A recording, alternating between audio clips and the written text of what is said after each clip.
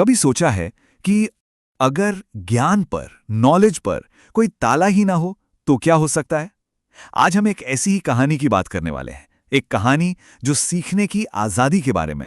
तो चलिए एक सवाल से शुरू करते हैं। जरा सोचिए, अगर सीखने की राह में कोई रुकावट ना हो, कोई ताला ना हो, तो क्या होगा? यही वो सवाल है जो इस पूरी कहानी की जड़ है। तो हमारी कहानी का पहला पड़ाव हमें उस इंसान से मिलवाएगा जिसके दिमाग में ये कमाल का आइडिया आया। चलिए जानते हैं इस आजादी के वास्तुकार को। इनका नाम है रिचर्ड स्टॉलमैन। एक ऐसा नाम जो इस पूरी मूवमेंट, इस पूरी क्रांति के बिल्कुल सेंटर में है।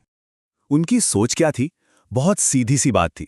उनका मानना था कि सीखना पूरी तरह से फ्री होना चाहिए। मतलब उसे पढ़ने की, उसे दूसरों के साथ बांटने की और उसे बेहतर बनाने की पूरी आजादी। तो आखिर उन्हें ये सोचने की जरूरत क्यों पड़ी? किस बात ने उन्हें परेशान किया?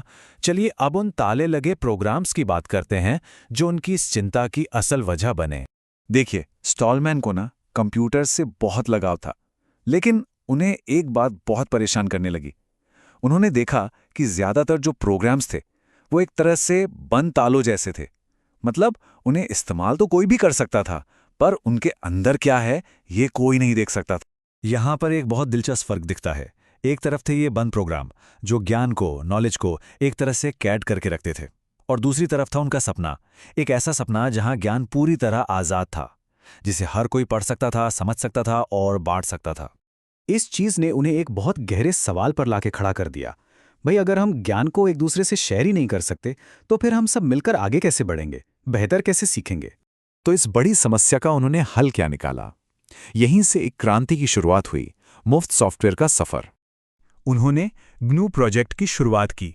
इसका मकसद बहुत साफ था, एक ऐसा सॉफ्टवेयर बनाना जो सबके लिए खुला हो, जिसे कोई भी इस्तेमाल करे, समझे, बदले और बेहतर बनाए।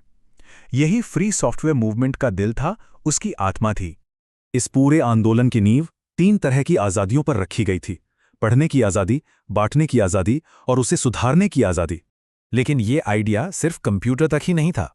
स्टॉलमैन ने कहा, यह सिर्फ सॉफ्टवेयर की आज़ादी नहीं है, बल्कि ये तो सीखने की, कुछ नया बनाने की और साथ मिलकर काम करने की आज़ादी है।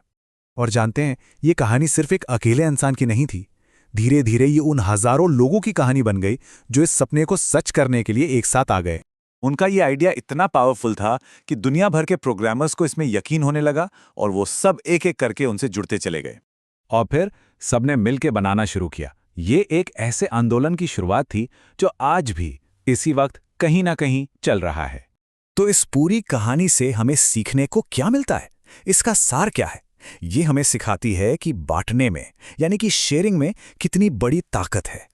ये कहानी हमें यही सिखाती है कि जब ज्ञान आज़ाद होता है, जब उसे बांटा जाता है, तो हर किसी के लिए आगे बढ़ने और सफल होने के रास्ते अपने आप खुल जाते हैं। और आखिर में ये सवाल हम सब के लिए है, एक सोचने वाली बात है कि जब ज्ञान पर कोई बंदिश ना हो, कोई सीमा ना हो, तो हम सब मिलके क्या कुछ नहीं बना सकते? सोचिए जरा।